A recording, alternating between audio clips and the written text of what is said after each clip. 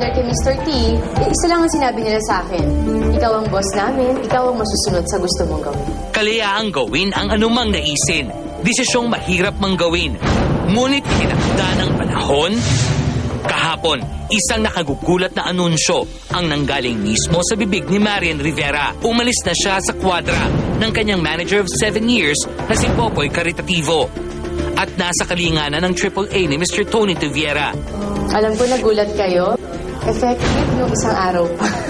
Siguro bumabalik lang ako kung saan ako nagmula. Sa isang liham daw, idinaan ni Marian ang kanyang desisyon.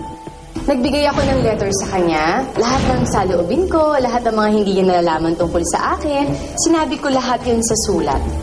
So, doon nagsimula. After the sulat, nag-text siya sa akin, Marian, na-receive ko yung letter mo. Kung yan ang desisyon mo, sabi niya, re-respetuhin ko yan. Actually, hiniling niya na gusto niya akong makausap. Pero sabi ko kasi, boy, medyo hindi ko pa yata kaya bumarap sa'yo kasi, syempre, mahirap din para sa akin. 7 years kami nagkaroon ng samahan. So, siguro in time, hindi ko sinasarado yung pintuan ko. In time, ako mismo ang makikipag-usap sa kanya at kasama ko dyan si tatay na makipag-usap sa kanya. Paglilinaw ni Marian, walang away na namagitan sa kanila ng dating manager. Pero ano ang nagtulak sa aktres para umalis kay Popoy? Mas mabuti na maghiwalay na kami at siguro hindi na nagiging productive yung relationship namin bilang talent sa manager at bilang kaibigan. Siguro ang isa sa mga dahilan ko ay ngayon magagawa ko na ang lahat ng mga ninanais kong gawin sa buhay ko na ako ang nagdesisyon para sa sarili ko.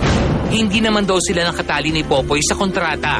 Siya mismo nagsabi na sa lahat ng alaga niya, anytime na may gustong umalis, free umalis. May kinalaman ba ang pera sa kanilang paghihiwalay? Ay, naku, yung mga ganung topic, pera, kontrata, commercials, ayoko nang pag-usapan lahat ng yan. Kasi, ang pangit lang sabihin na kaya nga ako nagtatrabaho because of money. Siguro hindi ko rin masisisi si Popoy kasi nanggaling nga ako sa probinsya, walang alam. Siguro nasanay lang na siya yung nagde-decide ng lahat ng bagay sa akin. At sino ang nilapitan ni Marian sa kanyang buo ng desisyon? Una kong sinabi ang desisyon ko sa pamilya ko. Of course, after niyan, nag-open up ako kay Dong. At si Dong, in fairness kay Dong, ang sabi lang niya sa akin, ikaw, kung anong gusto mong gawin sa buhay mo, na feeling mo mas makakabuti para sa'yo, bilang tao, bilang artista, gawin mo yan, nasa likod mo ako.